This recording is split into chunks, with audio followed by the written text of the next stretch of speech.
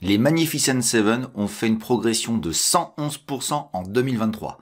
On verra dans cette vidéo s'il y a encore du potentiel sur l'année 2024 pour ces big tech américaines. On fera d'abord une analyse globale de la situation et puis on étudiera chaque dossier de manière individuelle pour voir s'il y a des plans de trading intéressants. De manière inhabituelle, on va faire donc des américaines aujourd'hui. Ce n'est pas l'habitude de la chaîne puisque nous sommes 100% PEA, mais on verra comment on peut quand même profiter du mouvement de ces 7 valeurs. Allez, c'est parti pour la meilleure vidéo sur les valeurs américaines et c'est juste après le générique.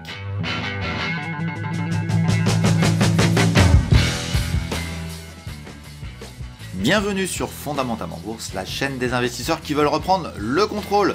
Et aujourd'hui, on va reprendre le contrôle des valeurs américaines et surtout des 7 magnifiques, les Magnificent Seven, qui ont fait une performance de 111% l'année dernière si vous avez fait un petit package de ces 7 valeurs absolument extraordinaires. Alors, je vous rappelle qu'elles s'appellent Tesla, Amazon, Microsoft, Apple, Meta Platform, Alphabet pour Google, et on a la petite dernière qui est rentrée qui s'appelle Nvidia. Voilà, donc on fera une étude un petit peu globale de la situation, on verra s'il y a du potentiel pour 2024 et s'il faut rester investi sur ce type de valeur-là. Et puis on fera une étude aussi individuelle de chaque titre, on verra que c'est un petit peu différent selon chaque situation, et on essaiera de faire des plans de trading sur ces valeurs. Voilà, c'est une émission spéciale américaine, mais vous verrez que en fin de vidéo, je vous expliquerai comment on fait pour pouvoir peut-être un petit peu profiter de ces 7 valeurs d'une manière un peu détournée dans son PEA. Voilà, puis si vous voulez aller encore plus loin dans l'apprentissage de la bourse, eh bien je vous propose la nouvelle newsletter qui s'appelle l'écho de Ricardo et qui sera à disposition dans votre boîte mail à partir de lundi, à partir du moment où vous vous inscrivez, c'est marqué dans la description. Et puis le sujet principal de cette newsletter sera de découvrir de nouveaux dossiers, des actions d'exception en Europe, et je peux vous certifier qu'elle est absolument exceptionnel. Voilà, ce sera un rendez-vous toutes les semaines que je ferai avec vous, qui seront à l'écrit, évidemment, mais c'est quelque chose que j'apprécie énormément. Vous verrez que je m'amuse particulièrement quand j'écris des articles. C'est toujours intéressant de faire quelque chose de sérieux avec une petite note d'humour. Vous avez aussi à votre disposition le portefeuille Dynamic Invest ainsi que la formation coachée que je propose depuis des années. Et puis vous aurez encore plus de contenu avec le blog de Ricardo qui vous proposera des contenus pour découvrir encore plus ce monde extraordinaire que sont les marchés financiers. Et on attaque tout de suite avec les Magnificent Seven. Alors d'où vient ce nom des Magnificent Seven? Eh bien écoutez, tout simplement des 7 mercenaires, les 7 mercenaires, puisqu'en anglais c'est le titre de ce film connu et archi connu, un western américain qu'on a tous vu, j'imagine, en tout cas moi je l'ai vu plusieurs fois. Et ces 7 mercenaires, c'est des 7 entreprises les plus grosses avec la capitalisation la plus grosse de l'ensemble de la cote, je dirais la cote mondiale, hein, qui représente à peu près à L7 12 000 milliards de dollars de capitalisation, c'est un truc de fou.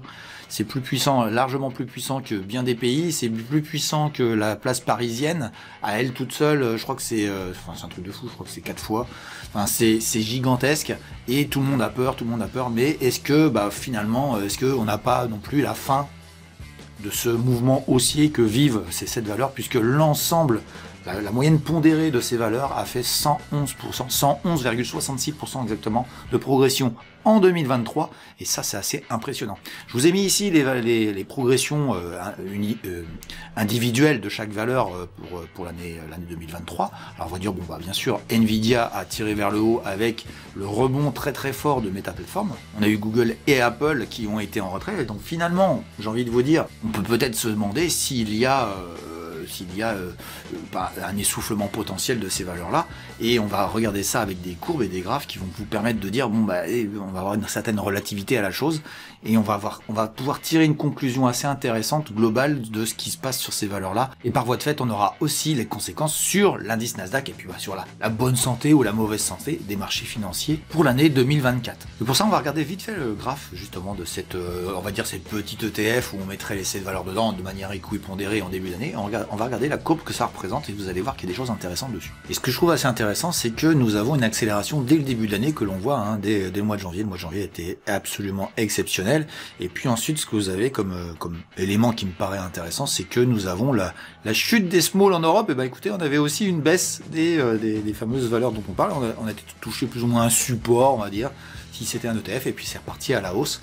Et j'ai envie de vous dire, ça finit quasiment au plus haut, et ça c'est assez impressionnant. On commence au plus bas, et on finit au plus haut, 111% en ligne droite quasiment, c'est impressionnant. À vrai dire, si on regarde avec un petit peu plus, j'ai envie de dire, d'expérience, ce qui serait intéressant, c'est de voir l'année 2022, et je vous propose de voir le même graphe, mais on va rajouter l'année 2022, celle qui a eu lieu juste avant. Et là, vous commencez à vous dire, ah, c'est pas si bon que ça, que sur 2 ans, ça a monté, mais pas beaucoup par rapport, je dirais, au 1er janvier 2022. Bah, tout simplement, 2022 a été fortement baissier. On avait à peu près baissé de 35-40%, hein, voire 45% sur ces valeurs. Et donc, on rebondit, on fait x2, donc on a divisé plus ou moins par 2 et on remultiplie par 2. Donc, on est à peu près au même niveau. Bon, j'exagère un petit peu, je suis assez simpliste, mais c'est à peu près ça. Mais ce que vous pouvez constater, et c'est ça qui est intéressant, c'est que le point bas, c'était janvier. C'était la fin de l'année 2022, donc à vrai dire, c'est un peu le hasard que l'année ait fait 111%. C'était vraiment le point bas et peut-être un des points hauts qui a fait que, bon bah voilà, on s'est retrouvé avec une performance assez exceptionnelle, assez impressionnante. Mais il se trouve que si vous regardez bien le toute fin de notre graphe, et bien actuellement, les 7 magnifiques, et bien qu'est-ce qu'elles font? Elles continuent à monter, à vrai dire, elles ont déjà pris 5% depuis le début d'année en moyenne, parce que vous verrez que c'est pas tout à fait le cas d'une valeur à l'autre. Donc voilà, la conclusion qu'on doit tirer, c'est que finalement on se retrouve 2 ans plus tard à peu près au même niveau, je dirais, de globalité. La question c'est de savoir si le business de l'ensemble de ces valeurs a progressé. Bah oui. Si le business a évolué positivement sur les 2 années, ça veut dire que le bas qu'il y a eu, je dirais, il y a 1 an, c'était vraiment un point bas de marché qui fait que revenir au point haut avec, je dirais, des niveaux de valorisation à peu près équivalents, alors que les business, eux, ont progressé, bah, je crois que vous avez la réponse. Il y a du potentiel, il y a encore du potentiel, et je ne vois pas pourquoi les 7 magnifiques seraient des dossiers qui auraient tendance à baisser dans le futur, même si, individuellement, on peut se poser des questions sur certains. Donc finalement, la réponse globale à retenir, c'est que il y a encore du potentiel. Je suis pas convaincu que ces dossiers-là soient baissiers sur l'année 2024 de manière globale. Alors après, vous savez très bien ce que je vais vous dire. Il y a toujours des signes noirs, il y a toujours des choses qui peuvent arriver dans une année qui font que finalement ce serait pas une bonne année. Mais de là à dire que ça va s'effondrer, moi j'y crois pas. Alors j'aurais pu évidemment vous faire une théorie macroéconomique beaucoup plus évoluée sur le sujet en vous disant oui mais vous comprenez ceci, cela. Je vais vous dire juste un truc. J'avais fait une conférence à Barcelone, ceux qui suivent Pépitor savent que j'y étais présent, même certains me connaissent, m'ont rencontré là-bas, et à vrai dire j'ai été très positif sur les États-Unis pour la suite des événements, alors que tout baissait, hein. C'était vraiment, pour moi c'était la fin, et on devait rebondir. Bon, j'ai eu raison, franchement je pensais pas que ça allait faire ce que ça a fait, hein. J'ai constaté une chose, c'est que ces dossiers-là ont fait 111%, voilà, c'est une chose, ça aurait pu faire 60 ou autre chose, mais ce qui est important, c'est que nous avons eu une hausse des taux d'intérêt et des taux d'intérêt élevés toute l'année, ça n'a rien empêché, ça c'est la première chose, et la deuxième chose, il y avait un resserrement monétaire, alors qu'on nous expliquait que ça pouvait pas remonter tant qu'il n'y aurait pas une injection monétaire violente. Bon bah voilà, vous avez la réponse. C'est la qualité des entreprises qui fait qu'elles montent ou qu'elles baissent. Elles ont baissé pour des peurs macroéconomiques, puis une fois qu'on s'est rendu compte que c'était pas si grave que ça, bah elles sont revenues.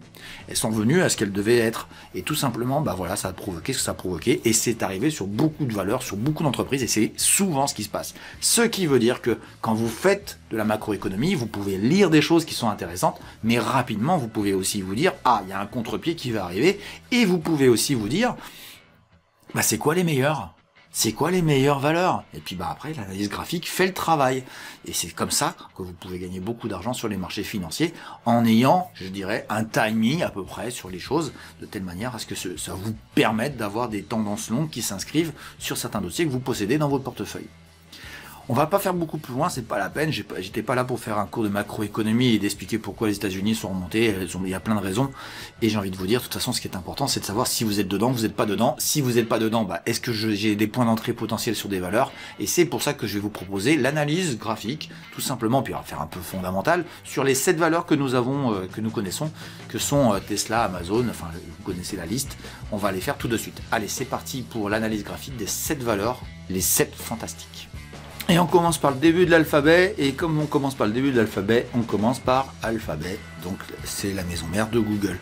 Et à vrai dire, je vous ai mis, à chaque fois vous allez voir en mensuel, je vous ai mis l'évolution en pourcentage de l'année 2022 et le rebond de 2023. Nous sommes sur un rebond. Alors vous allez me dire, oui, c'est en train de faire un M. Bah oui, si vous voulez, mais je pense qu'il faut regarder plutôt pas techniquement les choses, mais plutôt au niveau fondamental et au niveau aussi de valorisation.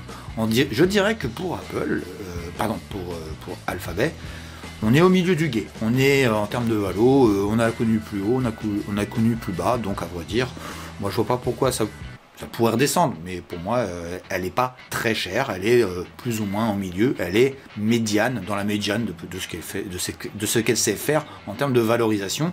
J'ai envie de vous dire, à horizon 2 ans, si elle bougeait pas de ce prix là, pendant 2 ans, ce serait vraiment pas cher du tout, et pas cher du tout par rapport à son historique, qu'on soit très clair. Voilà pour Google, et puis techniquement je vous ai tracé 2-3 petites choses sur au niveau mensuel, on va aller voir en hebdomadaire s'il y a des choses à faire sur le dossier. Donc c'est un graphique qui est, je dirais, je trouve assez compliqué à trouver un point d'entrée. Il y avait cette oblique ici qui était intéressante au niveau hebdomadaire, qui a été touchée plusieurs fois, et puis ça peut frictionner, je trouve, au niveau de cette oblique ici, qui, si on va sur les 152 $, 153, je pense qu'on aura en même temps l'opposition, je dirais, des anciens plus hauts historiques de la valeur. Donc pourquoi pas, je dirais, être sur un moment de redistribution sur Google en attendant d'aller chercher les plus hauts.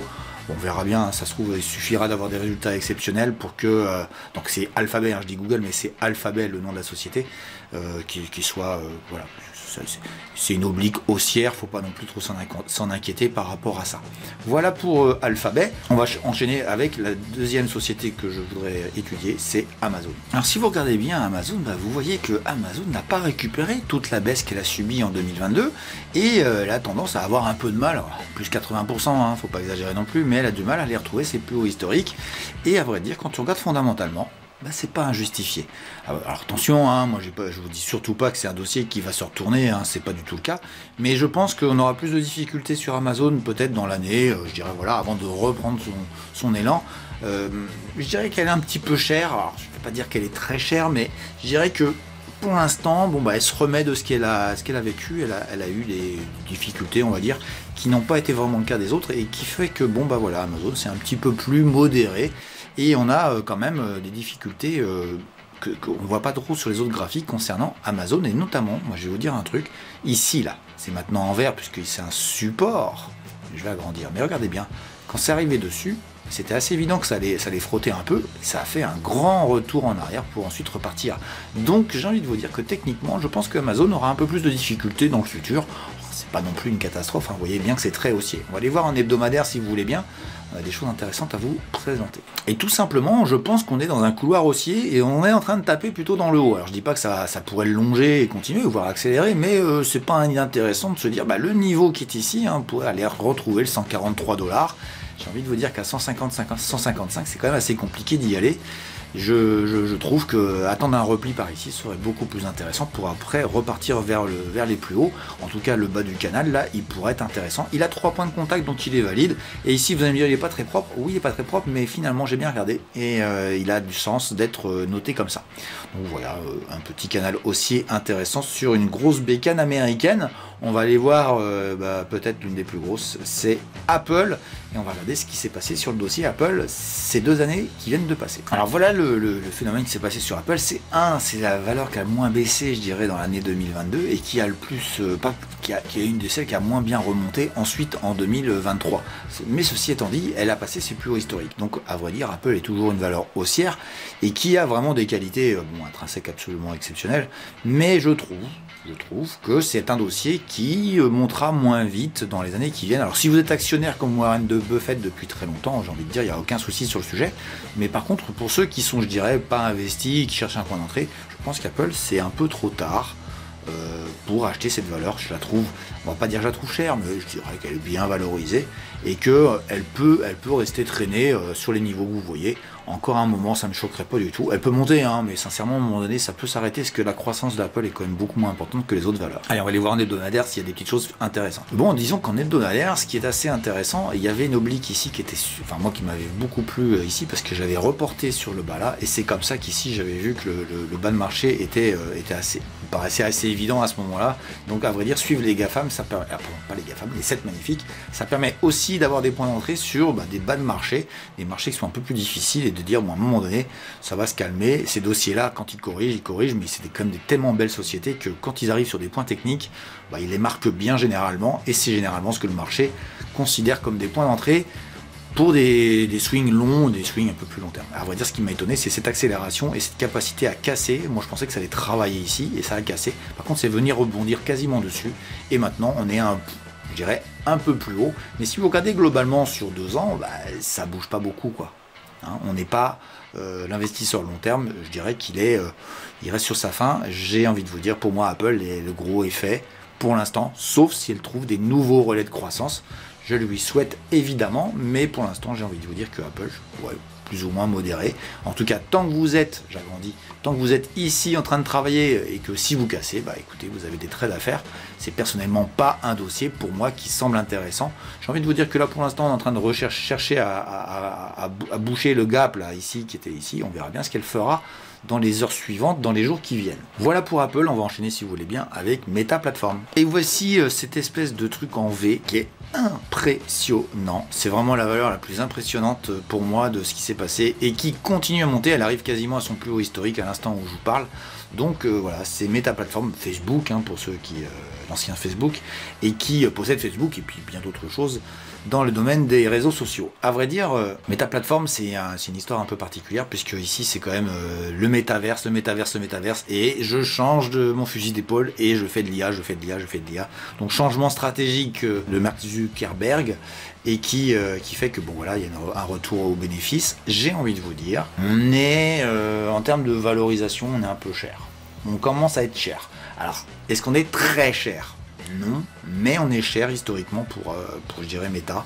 On est assez cher, donc j'ai envie de vous dire, c'est difficile de commencer à rentrer sur Meta. C'est mon avis, voilà, on va aller voir en hebdomadaire quand même s'il y a des choses à faire un peu plus en trading, mais personnellement je trouve que Meta c'est un peu moins intéressant. Alors ça va monter, ça va casser le plus haut historique, ça va aller plus haut, mais à un moment donné ça pourrait dire bon bah on va se calmer, parce que je trouve qu'il y a de moins en moins de gaz concernant le dossier Meta Platform. En tout cas, tant qu'on est aussi comme ça, j'ai envie de vous dire, tout va bien, mais attention, il pourrait y avoir des retours de bâton, le moment où on dirait, bon voilà, il y en a marre, on va se calmer. Allez, on va aller voir en hebdomadaire tout de suite. Et en hebdomadaire, c'est très compliqué de vous dire quelque chose sur Meta, ça monte tellement fort que bah, j'ai envie de vous dire, allez, une petite obliquette là, ici, si ça avait un repli, rebond dessus, ça pourrait être intéressant, peut-être une opposition au niveau du plus haut historique, on y est tout près, on verra bien. En tout cas pour Meta c'est assez compliqué, je dirais, de rentrer au moment où je vous parle, c'est assez compliqué, mais peut-être qu'il y aura des points d'entrée évidents qui apparaîtront dans 2024, mais pour l'instant j'ai envie de dire Meta Platform c'est peut-être pas celle que je jouerais.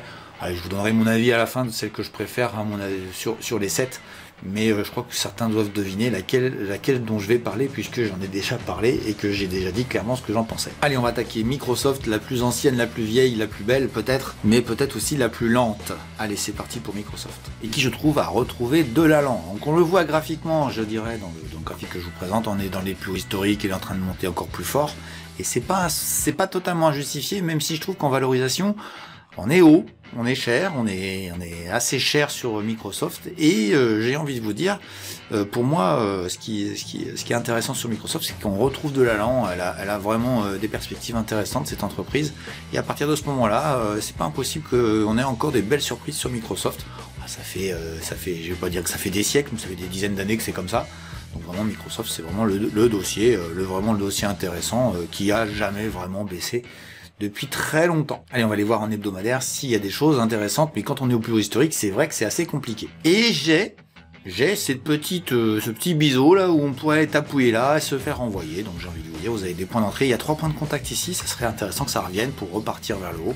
Mais pour moi, Microsoft, en tout cas, c'est plutôt une bonne perception que j'ai sur le dossier concernant Microsoft. Alors évidemment, s'il y a des signes noirs, évidemment que tout ça, ça va vite être balayé par des nouvelles histoires. Allez, on va basculer sur celle que je trouve la meilleure de toutes, et ça fait longtemps que vous le savez, pour ceux qui m'écoutent sur d'autres réseaux, c'est Nvidia, et Nvidia est vraiment le dossier que je préfère, et que je préférerais sur l'année 2024, et que je peux constater au moment où je vous parle, c'est encore celle qui monte le plus sur la séance du jour. Allez, c'est parti pour Nvidia. Donc voilà Nvidia qui a fait moins 50% l'année dernière, et qui est actuellement, qui cette année a fait 238%, et regardez la bougie d'accélération du mois de janvier de 2024, elle est, bon voilà, elle a juste, voilà, il n'y a rien à dire. Il paraît qu'à 500 $, fallait la shorter. Bon bah écoutez, voilà, vous avez la réponse. Moi j'étais pas du tout d'accord, et il fallait acheter des supports. Le support était à 400, on va le voir en hebdomadaire, était un peu plus facile. Et bah celui qui a acheté à 400, il a déjà fait plus 50%. Voilà. C'est absolument exceptionnel. Nvidia est cher. Ah bon, bah écoutez, visiblement c'est pas le cas.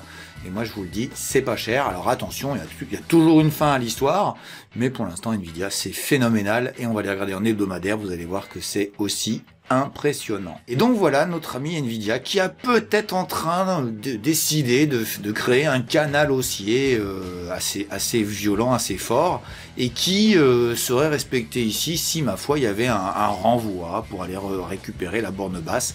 Voilà, c'est en pointillé, donc ça veut dire que c'est pas tout à fait fait, mais en tout cas ce qui est super intéressant, c'est qu'on a eu la tasse, la anse, la petite latéralisation et l'accélération. Et voilà comment on fait pour pouvoir entrer sur un dossier. Alors moi je fais pas des US, mais c'est vrai que c'est un dossier qui est assez simple à lire au niveau graphique. C'est mon avis, ça n'engage que moi, mais en tout cas ce que je peux vous certifier, c'est que Nvidia, bah voilà, ça monte et puis il n'y a rien qui s'oppose à elle pour l'instant. Voilà pour Nvidia, et ça reste pour moi celle qui sera la plus haussière l'année 2024 à mon avis. On va finir ce tour d'horizon avec peut-être la plus distendue, celle qui a peut-être le plus de soucis, c'est Tesla, et on va regarder ça tout de suite. Donc voilà le graphe de Tesla, on voit la forte baisse de 2022, divisé par 3, ça refait x2 là, donc c'était énorme, mais finalement c'est pas si extraordinaire que ça. Puis on voit que la bougie de janvier là, bah, c'est pas du tout celle de Nvidia, et on voit que c'est assez compliqué. On va les voir en hebdomadaire si vous voulez bien, mais Tesla, fondamentalement, j'ai un peu plus de mal. Il va falloir du temps et des projets alors ça va revenir, mais par quel point bas ça va passer, je ne peux pas vous le dire. C'est pour ça que Tesla, c'est peut-être celle où je suis le plus sceptique dans le futur proche, on va dire, de l'année 2024. Allez, on va regarder en hebdomadaire si vous voulez bien, s'il y a des choses intéressantes à regarder. Alors voilà, je dirais, pour moi, il y a peut-être ce point d'impact ici. Alors il est en pointillé, il y a 3 points de contact, oui, mais ça se trouve, ça va traverser et donc ce sera invalidé. Mais il y a ça qui est un peu plus sûr, qui est un support intéressant, donc on est dessus. On est dessus autour de 210 $ pour un rebond vers les 251, ce serait déjà un beau trade évidemment, mais cette oblique là qui est ici, elle est très insistante et je pense qu'elle sera difficile à passer dans l'année 2024, donc j'ai envie de vous dire c'est là qu'il faut vendre, à mon goût, mais où acheter, j'ai envie de vous dire là, peut-être là, peut-être là. Tiens, je viens de voir un truc, je vais le rajouter. Voilà, j'ai rajouté ça peut être intéressant, ici vers les 150 $, 155 $. De voir ce qu'il se passe et peut-être prendre une position pour un rebond, mais j'ai envie de vous dire, pour l'investissement, Tesla va falloir attendre un peu. Je trouve que le dossier est en souffrance et c'est vrai qu'il y a des challenges assez importants à relever pour Tesla, donc on verra bien ce qu'elle fera. Bon, je suis pas inquiet que les Américains, qu'Elon Musk sache le faire. Simplement, il faut peut-être du temps, il faut peut-être de l'argent, et à partir de ce moment-là, la bourse saura vendre le dossier. Donc voilà, j'en ai terminé avec l'analyse de cette valeur. L'idée aujourd'hui, c'était de vous dire aussi, mais est-ce que je peux le mettre dans le PEA à partir du moment où c'est américain? On ne peut pas, mais il existe un moyen détourné de permettre, je dirais, de faire la performance à peu près de l'ensemble de ces valeurs, pas de manière individuelle, mais de manière collective, sur des outils qu'on appelle synthétiques et qui s'appellent des ETF. Alors je pourrais faire un jour une vidéo sur les ETF, vous me direz d'ailleurs en commentaire si ça vous intéresse que je le fasse, mais ce qui est important, c'est de savoir que vous pouvez mettre dans votre PEA de l'américain. Alors à travers un ETF, un ETF Amundi, on reviendra aussi sur le fait que Amundi a changé un petit peu sa politique tarifaire et notamment de frais, vous verrez que ça a quand même quelques impacts, mais l'idée est de dire est-ce que je peux avoir bénéficié au moins partiellement ou de manière assez quantitative, peut-être même assez proche des performances de ces valeurs, de manière collective de toutes ces valeurs que sont les Magnificent Seven.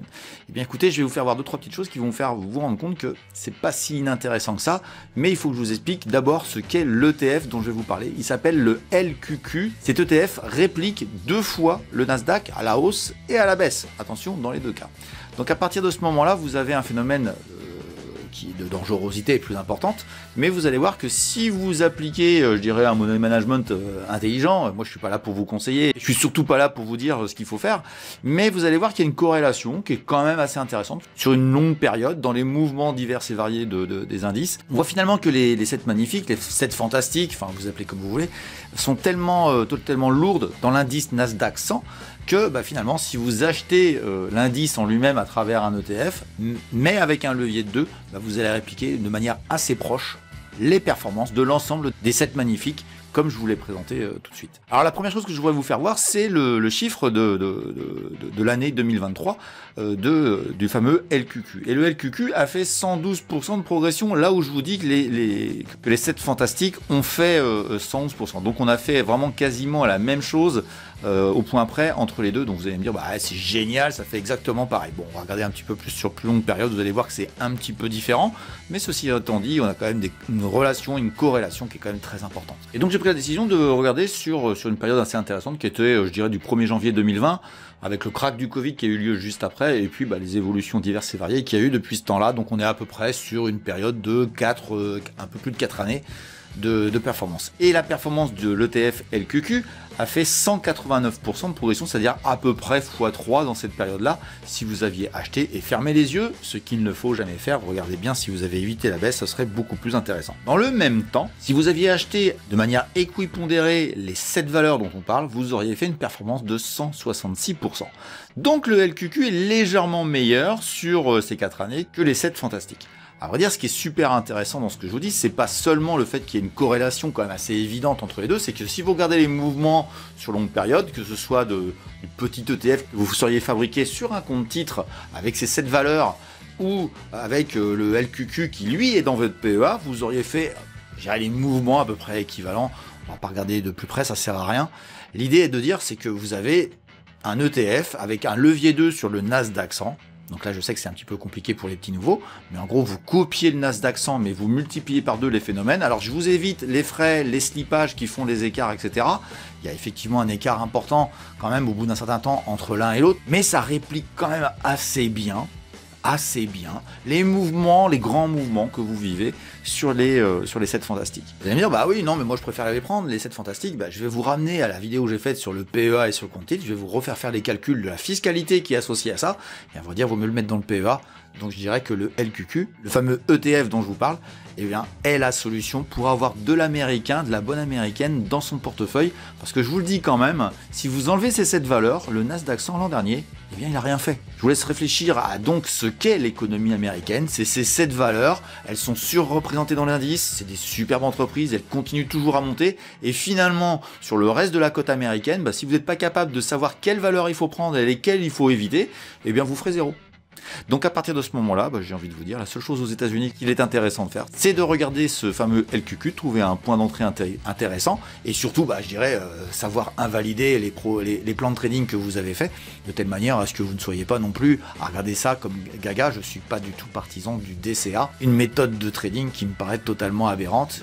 On oublie une chose, c'est que parfois tout s'effondre. Il y a quand même quelques dossiers qu'on connaît en France, et Dieu sait qu'il y en a partout dans le monde, c'est comme ça, qui s'effondrent de manière quasiment définitive. Voilà, j'espère que vous avez tous apprécié ce nouveau format. N'hésitez pas surtout à me le dire dans les commentaires. Et puis si vous avez apprécié ce format, écoutez, je vous invite à vous abonner et à mettre la cloche afin d'avoir les notifications des futures vidéos que je ferai sur cette chaîne. Voilà, je vous laisse aussi des vidéos à regarder de telle manière à ce que vous puissiez continuer à apprendre la bourse à travers toutes les vidéos que j'ai faites. Je vous souhaite tous un bon week-end, une bonne semaine et je vous dis à bientôt. Ciao, ciao.